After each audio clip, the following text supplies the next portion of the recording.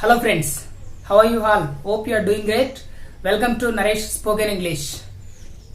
Today we are going to discuss the preposition. ఇంతకుముందు క్లాస్లో మనం టెన్సెస్ నేర్చుకున్నాం. సక్సెస్ఫుల్గా మనము టెన్సెస్ కంప్లీట్ చేశాం. Simple present tense, past tense and future tense.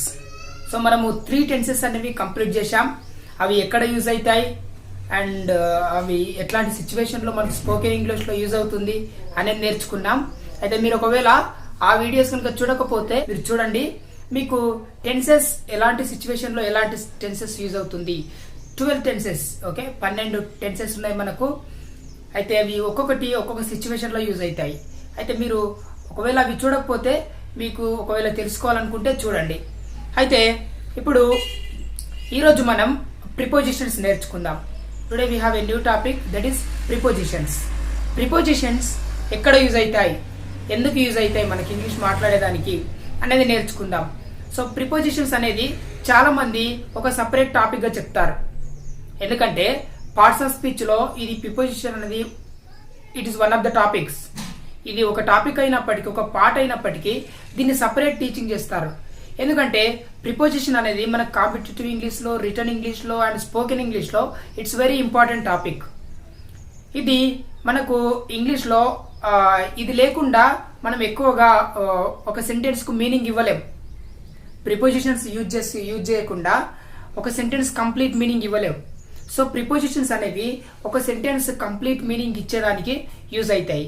అయితే ప్రిపోజిషన్స్ చాలా ఉన్నాయి ఇంగ్లీష్లో. సో అబౌట్ 40 ఉన్నాయి, ఒక 40 దగ్గర ఉన్నాయి.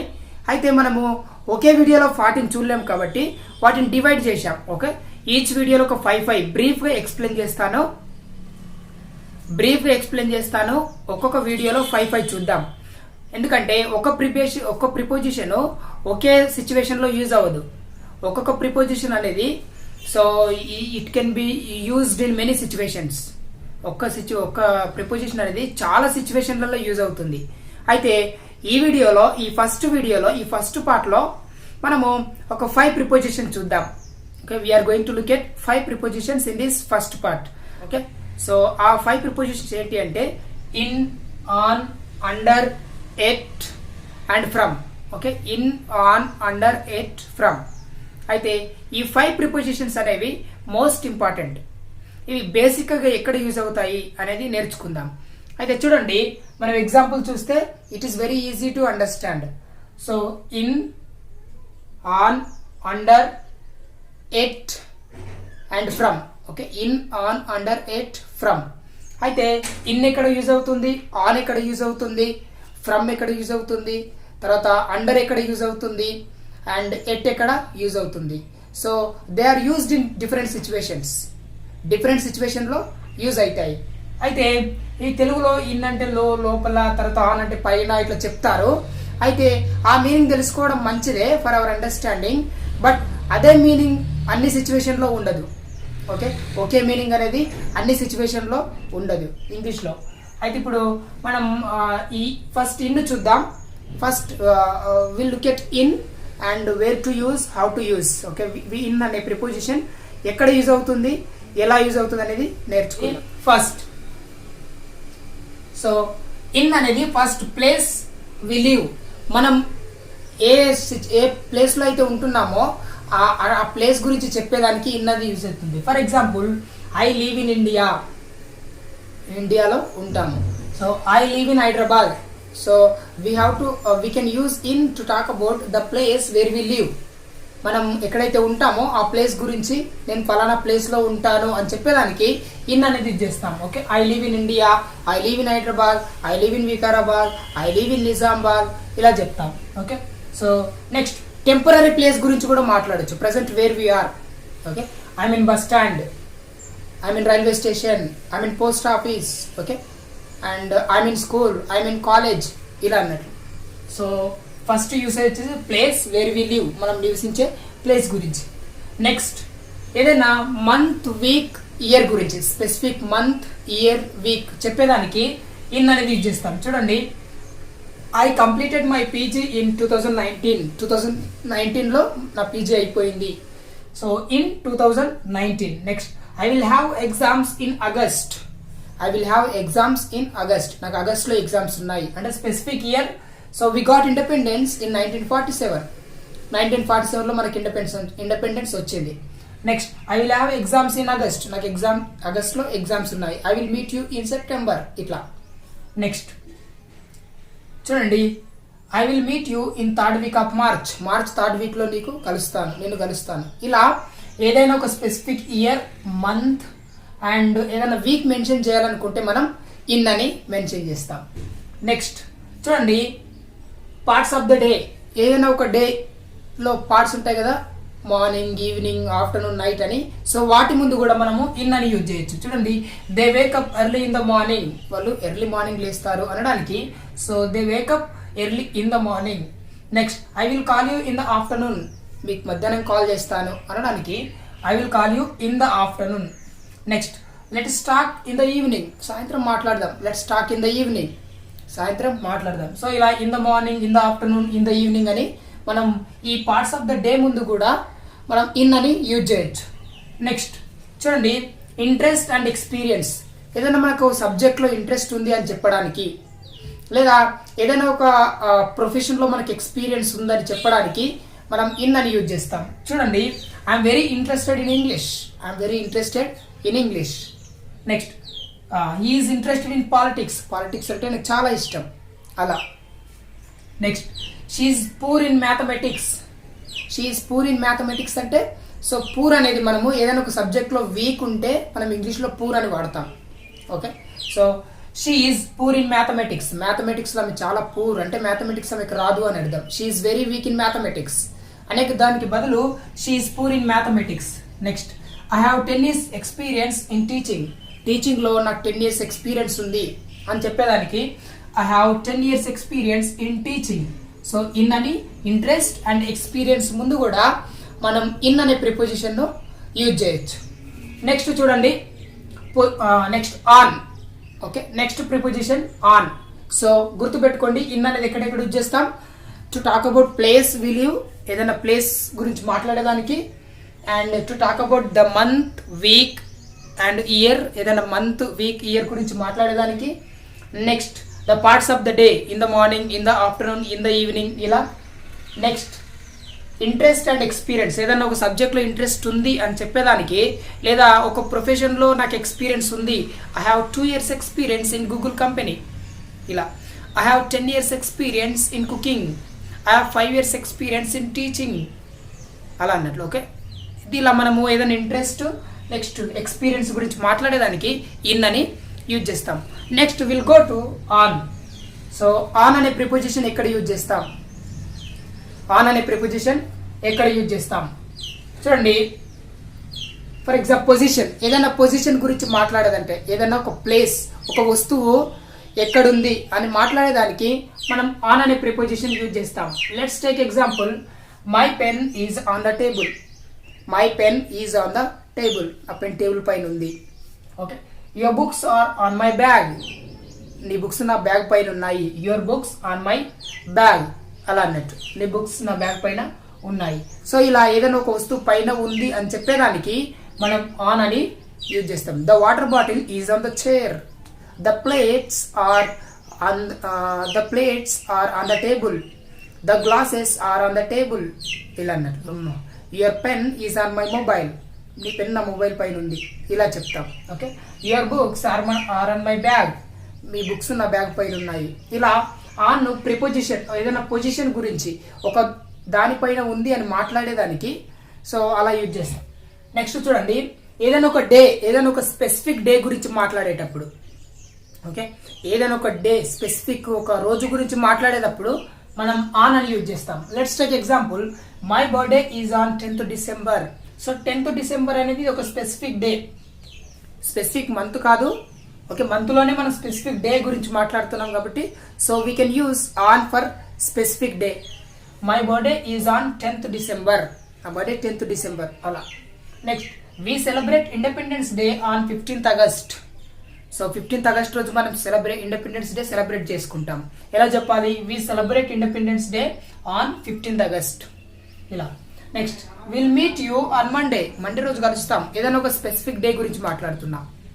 Okay, so we will meet you on Monday. నేను నిన్ను మండే రోజు కలుస్తాం. Will meet you on Monday, on Sunday అలా. నెక్స్ట్, ఇప్పుడు ఆన్ అనేది రెండు రకాలుగా, ఒకటేమో ఏదైనా ఒక వస్తువు ఒక దానిపైన ఉంది అని మాట్లాడేదానికి సో ఆన్ అని యూజ్ చేస్తాం. రెండవది ఏదైనా ఒక స్పెసిఫిక్ డే గురించి మాట్లాడేటప్పుడు, ఏదైనా ఒక డే స్పెసిఫిక్ డే గురించి మాట్లాడేటప్పుడు మనం we celebrate children's day on 14th November ఇలా. Okay, I'll meet you on Sunday, నేను సండే రోజు కలుస్తాను. అలా ఏదైనా ఒక స్పెసిఫిక్ డే గురించి మాట్లాడేటప్పుడు మనం ఆన్ అని యూజ్ చేస్తాం. Next will go to the third one, under. So అండర్ని ఎలా యూజ్ చేయాలి? సో అపోజిట్ ఆఫ్ ఆన్, ఆన్కి అపోజిటే అండర్. సో చూడండి, ఇది కూడా ఏదైనా ఒక పొజిషన్ ఒక దాని కింద ఉంది అని చెప్పేదానికి మనం అండర్ అని యూజ్ చేస్తాం. My pen is under the table, my pen is under the table. Next your books are under my bag. ఇక్కడేమో ఆన్ మై బ్యాగ్ అన్నాం కదా, ఇక్కడేమో your books are under my bag, మీ బుక్స్ ఉన్న bag కింద ఉన్నాయి. అలా మాట్లాడేదానికి మనం అండర్ అని యూజ్ చేస్తాం. నెక్స్ట్ ఏదైనా ఒక దాని కంట్రోల్లో ఉన్నప్పుడు కూడా మనం అండర్ అని యూజ్ చేయొచ్చు. ఓకే, ఏదైనా ఒక దాని కంట్రోల్లో, for example we're under constitution, మనం కాన్స్టిట్యూషన్ కింద ఉన్నామంటే ఇది ఫిజికల్ పొజిషన్ కాదు, సో స్టేట్ అన్నట్లు దాని స్థితిని తెలియజేస్తుంది. మనం కాన్స్టిట్యూషన్ కింద ఉన్నాం అంటే దాని అర్థం ఏంది? కాన్స్టిట్యూషన్లో ఉన్న రూల్స్ రెగ్యులేషన్స్ అన్ని వీ హ్యావ్ టు ఫాలో. అలా చూడండి, we're under Indian constitution. Next we're under TS government, మనం తెలంగాణ గవర్నమెంట్ కింద ఉన్నాం అంటే ఆ రూల్స్ రెగ్యులేషన్స్ అన్ని we have to follow. Next we're under law, so we cannot do like that, మనం చట్టం కింద ఉన్నాం కాబట్టి అలా చేయలేం. వీఆర్ అండర్ లా అంటే we have to follow the law, ఆ చట్టాలకు మనం లోబడి ఉండాలి కాబట్టి we can say we're under law, so we cannot do like that, మనం అలా చేయలేం బికాస్ వీఆర్ అండర్ లా, మనం చట్టం కింద ఉన్నాం, మనం రూల్స్ కింద ఉన్నాం కాబట్టి we cannot do like that. So under అనేది so physical position and the state in control, ఏదైనా ఒక దాని కంట్రోల్లో ఉన్నప్పుడు మనం అండర్ అని కూడా యూజ్ చేయొచ్చు. So now will look at the fourth preposition, at position. The fourth preposition చూద్దాం, అది ఎట్. ఓకే, ఎట్ అనేది మనం తెలుగులో మీనింగ్ చూసిన వద్దా అని వస్తుంది, బట్ అన్ని సందర్భాల్లో అన్ని సిచ్యువేషన్లో ఆ మీనింగ్ అనేది వర్తించదు మనం తెలుగులో కనుక మీనింగ్ చూసుకుంటే. ఓకే రైట్, సో ఎట్ అనేది ఫస్ట్ వచ్చేసి నియర్ లొకేషన్, ఏదైనా ఒక దాని దగ్గర ఉన్నామని చెప్పేదానికి మనం ఎట్ అని వాడతాం. చూడండి, I'm at bus stand, is at railway station. అలా ఐఎమ్ ఎట్ బస్ స్టాండ్ అంటే నేను బస్ స్టాండ్ లోపల లేదు, సో బస్ స్టాండ్కు దగ్గరలో ఉన్నాను అర్థం. So near location, near place, దేనికన్నా ఒక దానికి దగ్గరలో ఉన్నాం. ఫర్ ఎగ్జాంపుల్ మనం బస్ స్టాండ్ అవుట్ సైడ్ నిలబడ్డాం కొంచెం దూరంలో, సో ఎలా చెప్తాం? ఐఎమ్ ఇన్ బస్ స్టాండ్ అన్నట్టు రాదు, ఐఎమ్ ఎట్ బస్ స్టాండ్, నేను బస్ స్టాండ్కు దగ్గరలో ఉన్నా. Next is at railway station, ఆయన రైల్వే స్టేషన్ దగ్గరలో ఉన్నాడంటే రైల్వే స్టేషన్ లోపల లేడు, సో రైల్వే స్టేషన్కి కొంచెం దగ్గరలో ఉన్నాడు. సో ఈ standing at railway station, I'm standing at bus stand ఇలా చెప్తాం. I'm at post office, I'm at college ఇలా. సో దేనికైనా ఒక దానికి దగ్గరలో ఉన్నప్పుడు మనము so where are you, please tell me, I'm coming, I'm at bus stop, I'm at railway station, I'm at college ఇలా చెప్తాం. సో ఒకవేళ దాని లోపల ఉంటే I'm in college, I'm in bus stand, I'm in railway station అలా in అనే preposition use చేస్తాం. But when we're talking about the place, the near place, the near location of something, so we can use it. Next, specific time, so we can use it for specific time. ఏదైనా ఒక time specific చేసి చెప్తున్నప్పుడు మనం at అని use చేస్తాం. For example, I wake up at 4 o'clock, I wake up at 5 o'clock, నేను 5 o'clock లేస్తాను. I wake up at 3 o'clock, I wake up at 8 o'clock ఇలా. సో మనం టైం ముందు కూడా వాడతాం. We have a meeting at 9 o'clock. మనకు 9 o'clock ఒక మీటింగ్ ఉంది. We have a meeting at 9 o'clock. So time ముందు కంపల్సరీ ఎట్ అని యూజ్ చేయాలి. నెక్స్ట్, దేంట్లోనైనా ఒక మంచి నాలెడ్జ్ ఉంటే దానికి కూడా మనం ఎట్ అని యూజ్ చేస్తాం. సో చూడండి, my brother is good at English, my brother is good at English అంటే సో మా బ్రదర్ ఇంగ్లీష్ బాగా మాట్లాడతాడు అని అర్థం. గుడ్ ఇన్ అనడానికి రాదు. ఓకే, ఒకవేళ వాళ్ళు వీక్ ఉంటే పూర్ ఇన్ అనడానికి వస్తాయి. ఇంతకుముందు చూసాం కదా, so she is poor in mathematics అని.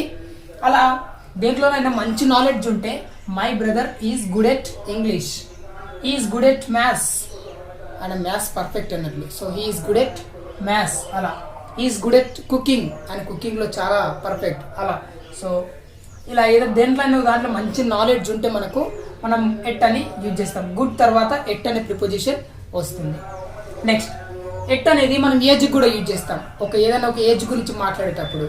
ఎలా అంటే for example she got married at 18 అంటే ఆమెకు 18 సంవత్సరాలప్పుడే మ్యారేజ్ అయింది అని చెప్పడానికి షీ గాట్ మ్యారీడ్ ఎట్ 18 అలా she got married at 18.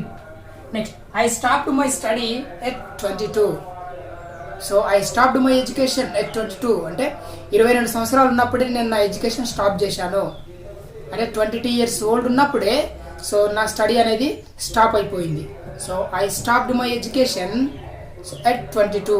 She got married at 18 అలా. సో ఏదైనా ఒక ఇన్సిడెంట్ ఏదైనా ఒక ఏజ్లో జరిగినప్పుడు I got an accident at 19 అంటే 19 ఏజ్ ఉన్నప్పుడు నాకు ఒక యాక్సిడెంట్ అయింది అలా.